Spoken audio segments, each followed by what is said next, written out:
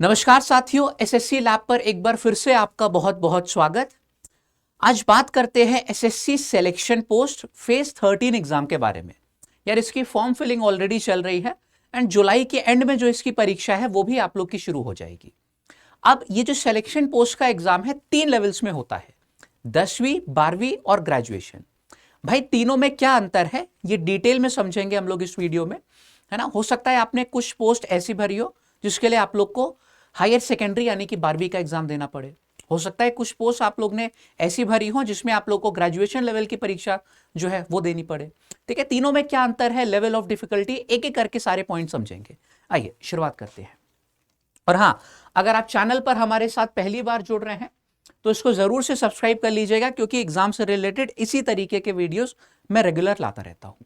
ठीक है, तो आज पूरा आप लोग का मैथ्स का यहां पर पोस्टमार्टम करेंगे एक बार, लेकिन पहले ओवरव्यू समझ लेते हैं। ठीक है, देखो भाई फॉर्म फिलिंग अभी भी चल रही है। ठीक है, तो आप जानते हैं यहां पर एलिजिबिलिटी 10वीं पास भी है, 12वीं वाले भी भर सकते हैं एंड ग्रेजुएशन वाले भी एलिजिबल है इस परीक्षा के लिए।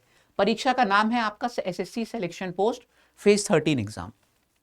2 जून से आपकी फॉर्म फिलिंग शुरू हो चुकी है एंड 23 जून तक आपकी फॉर्म फिलिंग चलेगी। और जो परीक्षा है ये 24 जुलाई से 4 अगस्त के बीच में कंडक्ट भी हो जाएगी, है ना।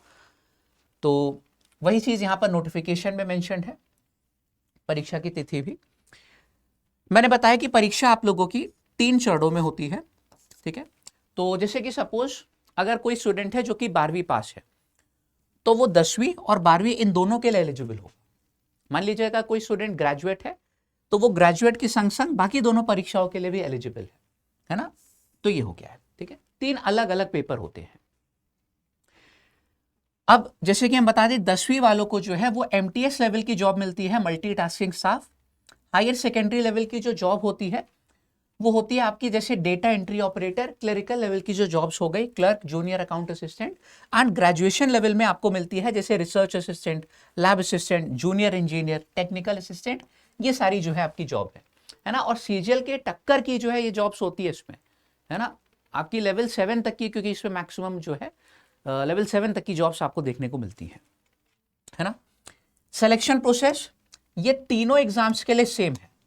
ठीक है, जो चीज सेम है वो भी हम आपको बता देंगे, जो चीज डिफरेंट है वो तो आप लोग को बताएंगे ही बताएंगे। तो जो सिलेक्शन प्रोसेस है वो तीनों लेवल ऑफ एग्जाम्स के लिए सेम है।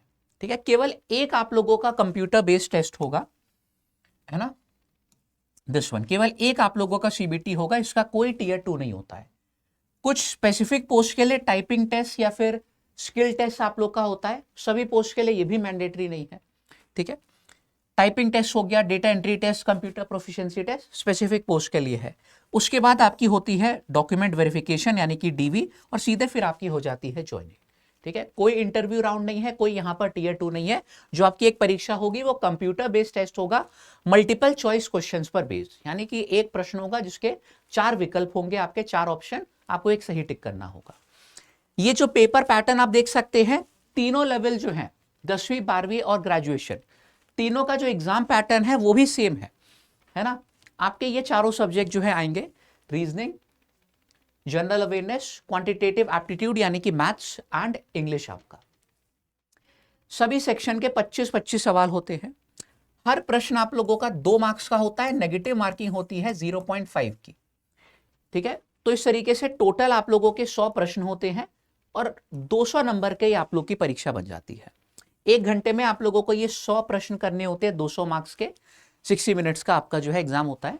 ठीक है, तीनों में पेपर पैटर्न जो है वो सेम है। ठीक है, आगे बढ़ते हैं।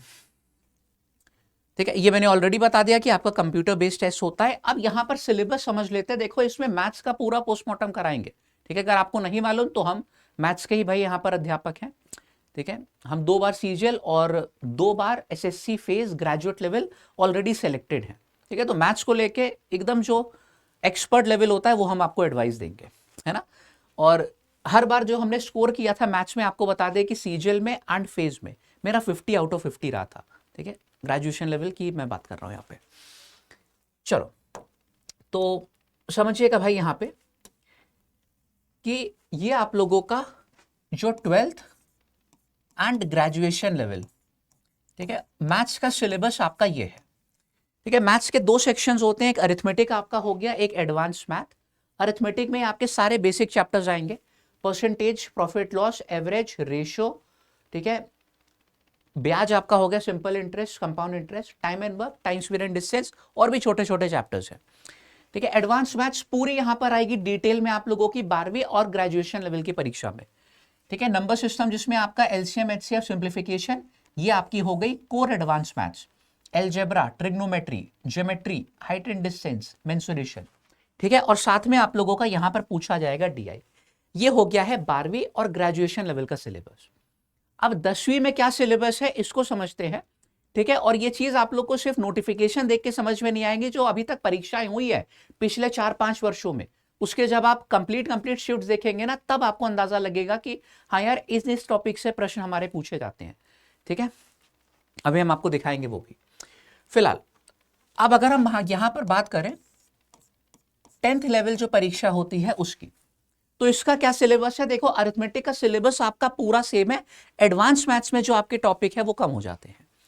ठीक है। Number system, LCM, HCF, simplification और मेंसुरेशन आप लोगों के केवल यही पूछे जाते हैं। ठीक है। आप लोगों का जैसे कि यहां पे आपने देखा, ठीक है, एलजेब्रा आपका हट जाता है, trigonometry, height and distance, geometry ये हट जाता है, एंड डेटा इंटरप्रिटेशन इसने सिलेबस में तो मेंशन किया हुआ है, लेकिन इससे सवाल जो है हमने देखा 2024 में नहीं आए थे 10वीं लेवल की अगर बात करें तो। ठीक है। इस वजह से ये आप लोगों का जो है 10वीं का सिलेबस हो गया है। ठीक है। अगर हमारी माने तो आप डीआई बिल्कुल करके जाइएगा, आ सकता है क्योंकि किसी भी परीक्षा में। ठीक है। क्योंकि सिलेबस में मेंशन किया हुआ है। फिलहाल सिलेबस को लेकर कोई कंफ्यूजन तो नहीं है। ठीक है।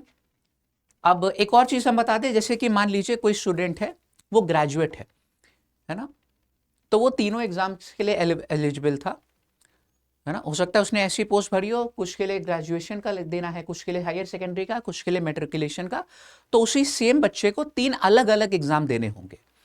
ठीक है। हो सकता है एग्जाम आपके सेम डे हो, है ना, वैसे ज्यादा चांसेस है कि एग्जाम आपके अलग अलग दिन पर होंगे। जैसे कि मैं बात करूं, जब मैंने यह एग्जाम क्रैक किया था, मैंने ग्रेजुएशन एंड हायर सेकेंडरी, ठीक है, मुझे 2 एग्जाम देने पड़े थे और मेरे दोनों अलग अलग दिन अलग अलग शिफ्ट में पड़े थे। ठीक है। तो उसकी चिंता मत कीजिएगा, अलग अलग शिफ्ट में ही ऑब्वियस सी बात है आपके एग्जाम्स होते हैं। तो अगर कोई ग्रेजुएट है वो मैक्सिमम 3 एग्जाम्स दे सकता है। ठीक है। अगर वो तीनों की पोस्टें उसने फिल करी हैं तो। ठीक है। ये हो गया। तो पेपर पैटर्न क्या अंतर है, क्या समानताएं हैं, ये चीज समझ में आई। अब बात करते हैं यहां पर फाइनली, जिसके लिए आप लोग ने वीडियो यार ओपन किया होगा, लेवल ऑफ डिफिकल्टी की, है ना, 10वीं 12वीं और ग्रेजुएशन। देखो, ठीक, इसके बाद हम कट ऑफ भी आपको दिखा देंगे कि कट ऑफ क्या रहती है। यार सुनने में तो मतलब ऐसे ही लगता होगा ना कि यार 10वीं का जो लेवल ऑफ डिफिकल्टी है वो सबसे कम, उससे ज्यादा 12वीं का, और सबसे डिफिकल्ट जो है आपका ग्रेजुएशन लेवल का रहता होगा, है ना।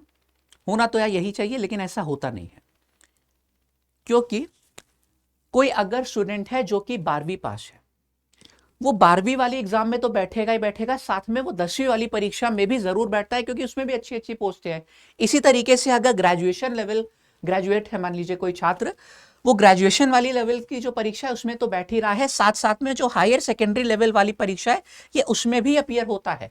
तो इस गलत फहमी में बिल्कुल आपको नहीं रहना है कि सर ग्रेजुएशन सबसे मुश्किल होता है, उससे इजी आपका हायर सेकेंडरी और सबसे इजी आपका मैट्रिकुलेशन। हाँ, कहीं ना कहीं ये बात आपको जो है सत्य लगेगी।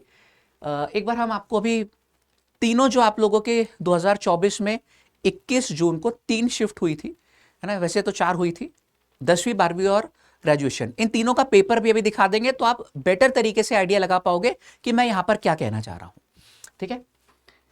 तो फिलहाल ये बिल्कुल नहीं है कि आप लोगों का यार अगर 10वीं देने जा रहे हो तो ये सबसे ईजी आ रहा होगा, है ना, हायर सेकेंडरी देने जा रहे हो तो ग्रेजुएशन से ईजी आ रहा होगा, ऐसा नहीं होता। क्यों? कारण मैंने आप लोग को ऑलरेडी बता दिया है। चलिए एक बार पेपर देख लेते हैं तो आप और बेहतर तरीके से समझ पाएंगे।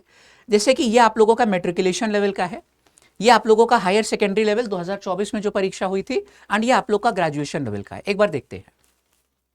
तो ये आप लोगों का प्रॉफिट एंड लॉस का जैसे एक प्रश्न है, सेम प्रश्न आपका हायर सेकेंडरी में भी आ सकता है, सेम आपका आ सकता है ग्रेजुएट में भी। ठीक है। ये देखो, जैसे मेंसुरेशन का प्रश्न है, सेम यही क्वेश्चन आपका पूछा जाएगा 12वीं में भी और ग्रेजुएशन में भी, है ना। अगेन परसेंटेज का और एवरेज का एक सवाल हो गया। इसी तरीके से नेक्स्ट क्वेश्चन हमारा परसेंटेज का, ठीक है, ये क्वेश्चन आपका अगेन एवरेज का है। देख सकते हो ये हम लोग का एक और क्वेश्चन है, ये सिंपल इंटरेस्ट का सवाल है। तो कहीं से भी मतलब सिर्फ इस प्रश्न को देख के अंदाजा नहीं लगा सकते कि हाँ यार ये 10वीं लेवल का प्रश्न है ना। गेटिंग माय पॉइंट में यहां पे क्या बताना चाह रहा हूं। आगे बढ़ते हैं। ये आपका देखिए अगेन सिंपल इंटरेस्ट का क्वेश्चन है, ठीक है। ये हम लोगों का आ गया है मेंसुरेशन का सवाल, पूरे 25 सवाल देखेंगे। ये हमारा क्वेश्चन है प्रॉफिट लॉस एंड डिस्काउंट का, ये इलेक्शन का सवाल है। तो यही सेम क्वेश्चन ग्रेजुएट लेवल में भी देखने को मिलता है ना। डेटा भी इतना ही रहता है जो आप लोग का है, ठीक है। फिलहाल ये इलेक्शन का हो गया। नीचे आपने देखा वापस से परसेंटेज का प्रश्न है हम लोगों का, ये टाइम स्पीड एंड डिस्टेंस का सवाल है। कहीं से भी इजी नहीं है, सेम लेवल के क्वेश्चन 12वीं और ग्रेजुएशन में भी आएंगे, ठीक है। आपका अगेन ये मेंसुरेशन का प्रश्न हो गया, ठीक है। ये रेशियो का सवाल हो गया।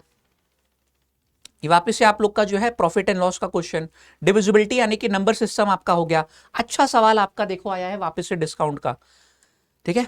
इस तरीके से ये पूरा आप देख सकते हो, है ना। वापस से डिविजिबिलिटी आपकी हो गई। ये आपका रेस का प्रश्न हो गया, क्वेश्चन सेम आएंगे। अगेन ये क्वेश्चन रेस का आपका हो गया, ठीक है। SICI का प्रश्न और ये टाइम एंड वर्क का हो गया। तो आपने देखा कि इसमें हम लोग को DI देखने को नहीं मिला, अलजेब्रा देखने को नहीं मिला, ट्रिग्नोमेट्री ये सब देखने को नहीं मिला है। जो मैंने मेंशन किया था वो चीजें आपकी यहां पर है। अब देखते हैं हायर सेकेंडरी लेवल क्या है, ठीक है। ये प्रॉफिट एंड लॉस का क्वेश्चन है ना। ऐसे 12वीं में पूछा गया था, लेकिन ये 10वीं वाले से भी इजी सवाल है, ठीक है। यहां पर देखो कि आप लोगों का DI भी आता है, ठीक है। ये क्वेश्चन आप लोगों का हो गया अलजेब्रा का, ठीक है। 12वीं और ग्रेजुएशन में आप लोगों की एडवांस मैथ स्कोर में आती है, ठीक है। वापस से आप लोग का ज्योमेट्री हो गया, ठीक है। ज्योमेट्री का प्रश्न हो गया, यहां पे आपका परसेंटेज का हो गया। ये देखो प्रॉफिट एंड लॉस का सवाल है, एवरेज स्पीड हो गया। अगेन प्रॉफिट एंड लॉस का क्वेश्चन, प्रपोर्शन का सवाल, ठीक है। ये टाइम एंड वर्क का क्वेश्चन हो गया, अच्छा क्वेश्चन, ठीक है। तो एक चीज मैं यहां पर बताऊं कि